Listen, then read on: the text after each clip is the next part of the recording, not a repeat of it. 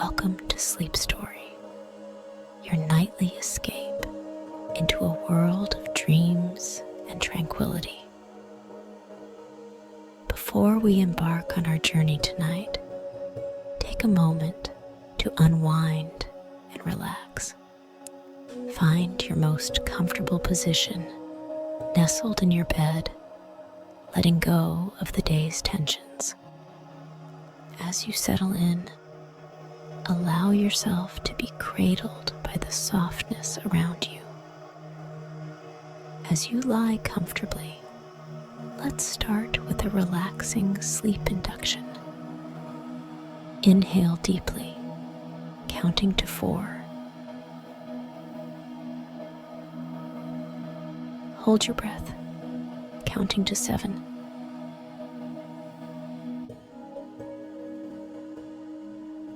And then exhale slowly, counting to 8.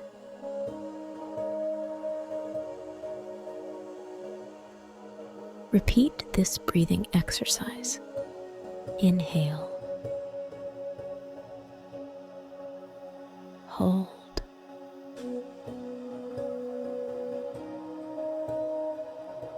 exhale.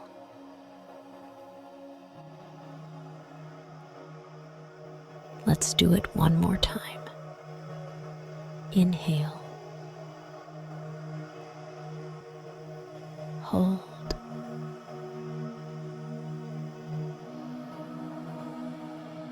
exhale.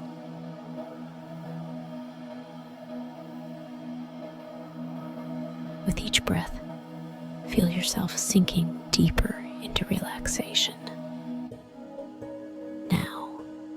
Let's count down from 10 to 1. With each descending number, feel your body and mind slip further into a state of complete relaxation. 10. Your toes are becoming light and tension-free, as if a gentle wave of relaxation is washing over them. 9. Your ankles loosen and unwind, letting go of the day's journey, bringing you comfort and peace. 8. Your legs feel the warmth and ease, resting as if on a cloud, light and unburdened. 7. Your waist and back release all stress, surrounded by a comforting warmth. 6. Chest and shoulders melt away all tension, breathing in relaxation and ease. 5. Arms and fingers relax, sinking into the soothing softness of your bed. 4. Neck and head muscles ease, every tension dissolving into calmness. 3. Breathing steadies, deepening. Each inhale brings peace. Each exhale releases stress. 2. Your heartbeat is calm and steady, reassuring you with every beat. 1. Now deeply relaxed, ready for a restful sleep. As our countdown concludes, you are now in a state of deep relaxation, poised at the threshold of sleep. Our story is about to begin, crafted to guide you into a peaceful slumber. Close your eyes, take a deep breath, and let the narrative lead you into a serene and restful night. Let's begin our journey into the land of dreams.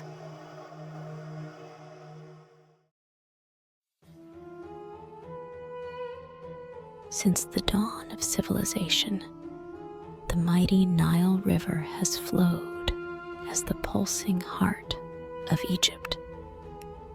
This grand waterway, meandering through vast expanses of desert, has been a lifeline to the ancient lands it caresses.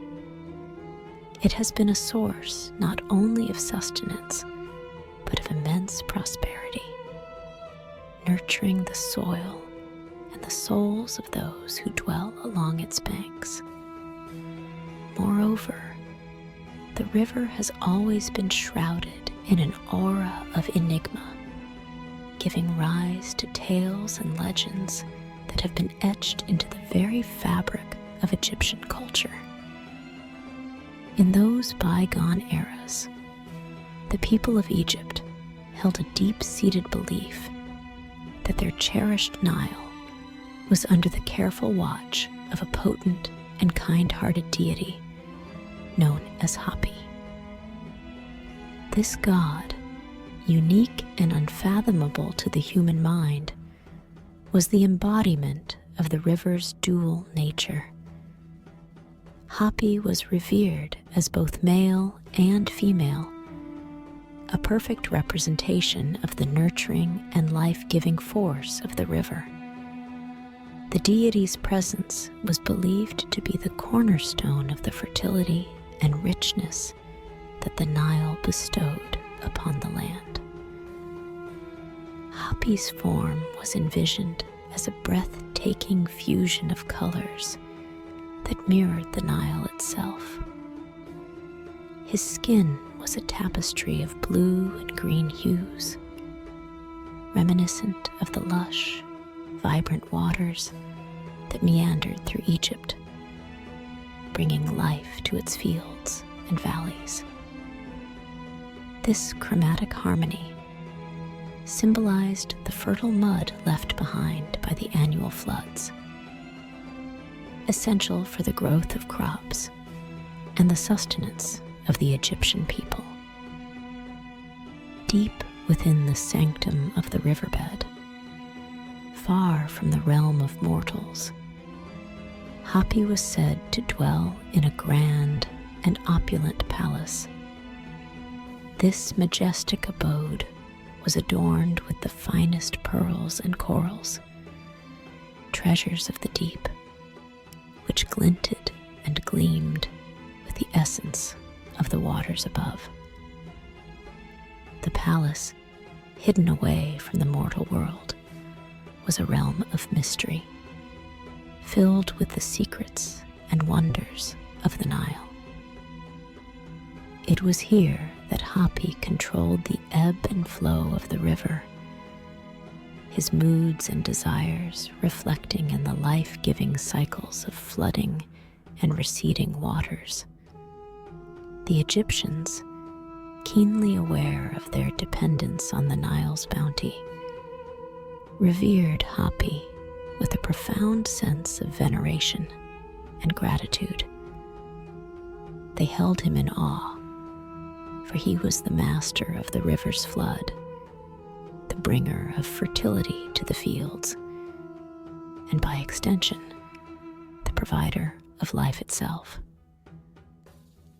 The relationship between the people and the river deity was one of symbiosis and mutual respect, a testament to the deep spiritual connection they felt with the natural world around them. Thus, the legend of Hapi and his dominion over the life-giving Nile became a foundational myth in the rich tapestry of Egyptian lore. Year after year, with the constancy of the rising sun, Hapi, the divine guardian of the Nile, orchestrated the river's vital rhythms. His influence was the pulse that sustained Egyptian agriculture, determining the prosperity or ruin of each season's yield. When Hapi chose to let the river gently swell, it was as though the very lifeblood of Egypt was coursing through the land. The river's rich, fertile silt, a treasure bestowed upon the floodplains, was the foundation of vigorous and thriving crops. The earth, once dry and dormant, transformed into a verdant tapestry of green, heralding a time of joy and plentiful harvests ahead. Yet, the waters of the Nile were a force of both creation and destruction. In years when the river's embrace became too forceful, it resulted in calamitous floods. These furious waters, untamed and overwhelming, wreaked havoc upon fields and villages, leaving a trail of destruction in their wake. On the other hand, when the river's rise was meager or tardily, it spelled a different kind of disaster: drought. The once fertile fields lay cracked and barren as crops withered away under the unforgiving sun. The threat of famine cast a long, dark shadow over the land, bringing with it hardship and despair. In these times, the fate of Egypt lay precariously in the hands of Hapi. The people, fully aware of their dependence on his benevolence, revered and honored him with prayers and offerings, hoping to sway his favor. Their survival was intricately linked to the whims of this mighty river deity. A particular year, forever marked in the annals of Egyptian history, saw an unprecedented event. The Nile, which had never failed to rise, did not swell as expected. The anticipated floods, which brought with them life and renewal, were conspicuously absent. The land, usually rejuvenated by the nurturing floods, remained parched and desolate. Fields that were once vibrant with crops now bore nothing but shriveled and lifeless plants. A sense of despair quickly took hold of the people as the fear of impending famine grew. This unusual phenomenon was not merely a natural disaster. It was perceived as an ominous sign, a signal that perhaps the gods were displeased. Anxiety and trepidation spread through the villages like wildfire, as the absence of the flood was seen as a harbinger of difficult times to come. The river's failure to rise as it always had was more than a climatic anomaly. It was a crisis of faith and survival. The Egyptian people, who had for generations placed their trust in the predictable patterns of the Nile and the benevolence of Hapi, now faced an uncertain and perilous future. The very foundation of their existence, the rhythm of the river they had so long depended on, had been disrupted.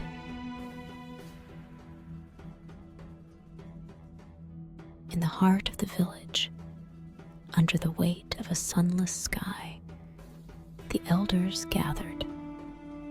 The air was thick with the anxiety of the unknown, the fear of what lay ahead if the Nile's waters did not return.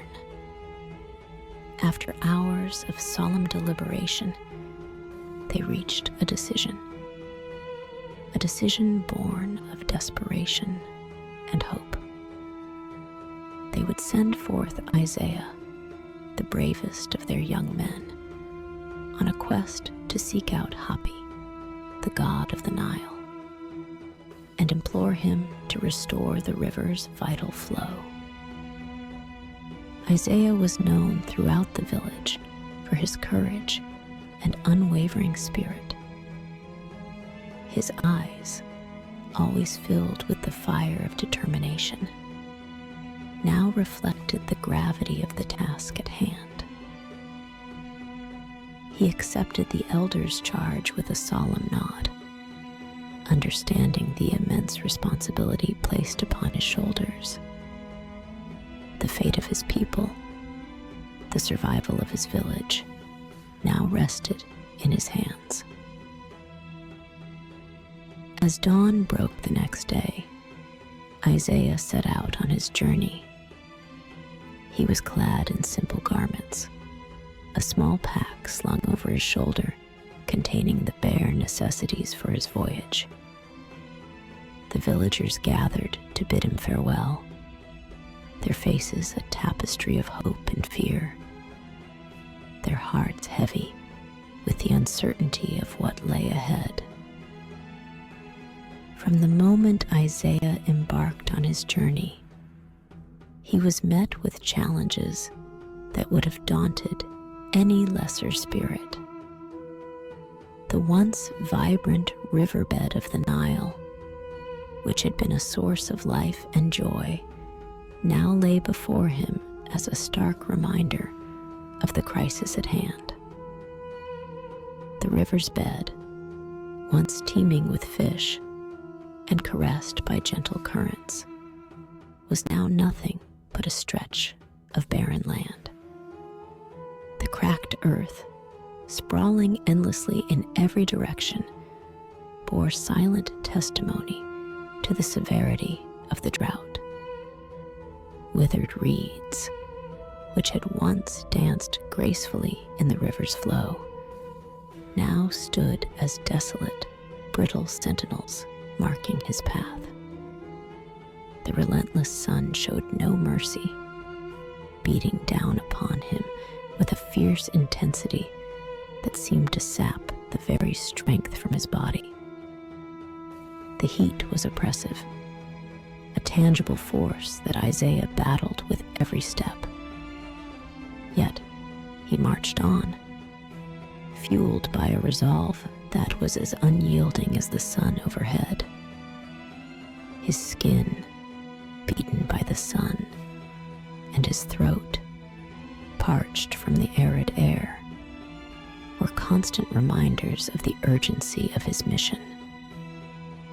As the journey continued, the desert around him seemed to come alive with its own harsh brand of hostility. Sandstorms, sudden and fierce, would rise out of nowhere, transforming the day into an almost nightmarish landscape. The howling winds drove stinging sands that whipped against his skin, threatening to erode his resolve as much as they did the landscape. Visibility would drop to near nothingness, forcing Isaiah to rely on his instincts and the faint memory of the path ahead. During these tempests, he would shelter as best he could, wrapping his garment tightly around himself and waiting for the fury of the storm to pass. These moments of forced pause were a test of his mental fortitude. Alone with his thoughts, Isaiah's mind would invariably drift to the plight of his people. He envisioned the barren fields, the despairing faces of his fellow villagers, and the gnawing fear of what failure might bring. It was these images, these reminders of what was at stake, that steeled his resolve and pushed him forward once the storms abated. Night brought little respite. The desert's chill replaced the day's heat, and the endless expanse of sand offered no comfort.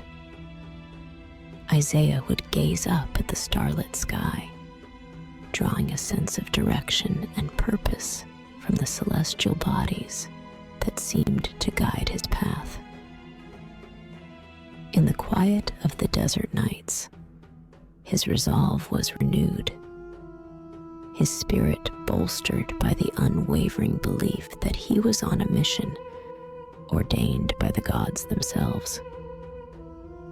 Isaiah's journey, a testament to human resilience and faith, continued under these harsh conditions. Each day brought new challenges, but with them came a renewed determination to succeed. He knew that the survival of his people and the very fate of Egypt depended on his ability to reach Hapi and plead for the return of the Nile's life-giving waters.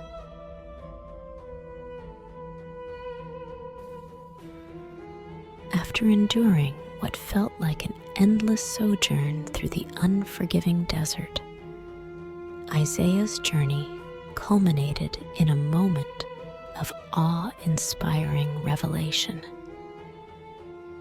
There, amidst the barren expanse of the dried riverbed, stood the legendary palace of Hapi. It rose like a mirage from the desolation, a breathtaking edifice that defied the starkness surrounding it. Majestic in its stature, the palace seemed to be carved out of the very essence of the Nile itself, its walls adorned with an array of shimmering pearls and corals. These jewels of the deep, bathed in the sparse rays of sunlight that penetrated the desolate landscape, cast a spectrum of iridescent hues across the palace's surface, making it appear as if it were woven from the fabric of the river's soul. The sight of the palace was a stark contrast to the harshness Isaiah had endured. It stood as a symbol of the enduring power and splendor of Hapi, a testament to the god's dominion over the life-giving waters of the Nile. The architecture of the palace was a harmonious blend of natural majesty and divine craftsmanship. Grand pillars, resembling the reeds of the Nile, soared towards the sky, while the walls flowed in curves and waves, mimicking the river's once meandering path.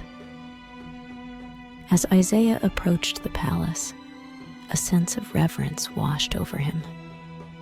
The air around the structure seemed to hum with an ancient and mystical energy. Every step he took towards the entrance felt laden with the weight of history and the enormity of his task. The doors of the palace, grand and imposing, yet inviting, stood before him, intricately carved with scenes depicting the Nile in its days of abundance, a poignant reminder of what once was and what could hopefully be again.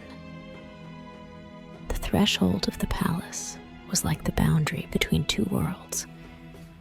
Beyond lay the realm of a god, a place where mortal feet seldom tread. Isaiah paused, taking a moment to gather his courage and resolve. His heart beat with a mix of trepidation and awe. This was the culmination of his arduous journey, the moment where he would meet the deity who held the fate of Egypt in his hands. With a deep breath, Isaiah stepped across the threshold and into the palace of Hapi. The air inside was cool and refreshing, a stark contrast to the desert heat he had become accustomed to. The interior of the palace was as magnificent as its exterior, a place where the wonders of the Nile and the mysteries of the gods intertwined. It was here, in the heart of this divine abode, that Isaiah hoped to find Hapi and plead for the salvation of his people and the restoration of the Nile's life-giving waters. As Isaiah ventured deeper into the grand palace, he found himself in a vast hall that seemed to pulse with the life force of the Nile itself. It was there that he encountered Hapi, the god of the Nile. The deity's presence was overwhelming, exuding an aura of power and tranquility. Hapi was a figure of awe-inspiring beauty, with a visage that seamlessly blended masculine and feminine traits, embodying the nurturing and life-giving aspects of the river. His skin shimmered with a blue-green hue, like the waters of the Nile in its prime, and his eyes held the depth and wisdom of the ages. Isaiah stood in stunned silence, absorbing the magnificence of the deity before him. Gathering his courage, he knelt and humbly began to recount the plight of his people. His voice, though filled with reverence, carried a palpable urgency as he described the parched fields, the failing crops, and the despair that had gripped his village and the whole of Egypt. He spoke of the Nile's failure to flood, the ensuing famine, and the dire consequences that his people faced if the river's bounty was not restored. As Isaiah spoke, Hapi listened intently, his expression one of deep contemplation.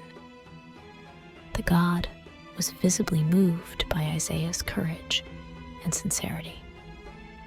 The young man's determination to traverse the harsh wilderness and seek audience with a deity spoke volumes of his devotion in the direness of the situation. In response, Hapi's voice resonated through the hall, imbued with a gentle yet commanding tone. He explained to Isaiah that the disruption in the Nile's flow was caused by a colossal boulder that had obstructed the river's source deep in the mountains. This obstruction had stemmed the life-giving floods, leading to the suffering that had befallen Egypt. Seeing the resolve in Isaiah's eyes, Hapi decided to bestow upon him a tremendous gift. The god granted Isaiah a power that was both awe-inspiring and daunting: the strength to move the immense boulder that blocked the Nile's source. With this divine empowerment, Isaiah would have the means to restore the river's flow and consequently bring salvation to his people. As the power coursed through him, Isaiah felt a surge of vitality and strength unlike anything he had ever known. It was as if he was being filled with the very essence of the Nile. Hapi's blessing had transformed him, not just physically, but spiritually, imbuing him with a sense of purpose and determination that was unshakable. With Hapi's instructions echoing in his mind and the newfound power bestowed upon him, Isaiah prepared to depart from the palace. He was no longer just a brave young man on a quest. He was now a vessel of Hapi's will, a mortal chosen to perform a feat of divine significance. With a heart full of gratitude and resolve, Isaiah set out to find the boulder and liberate the waters of the Nile. knowing that the fate of his people and the restoration of Egypt's lifeline lay in his hands.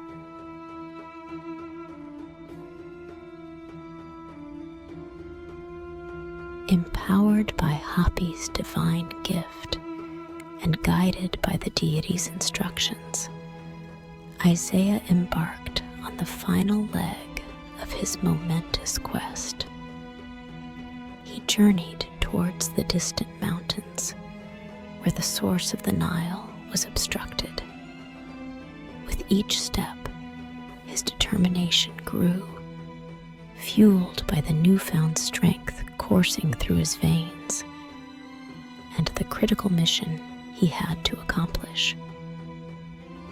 After days of arduous travel, Isaiah reached the mountainous region where the Nile's source lay hidden.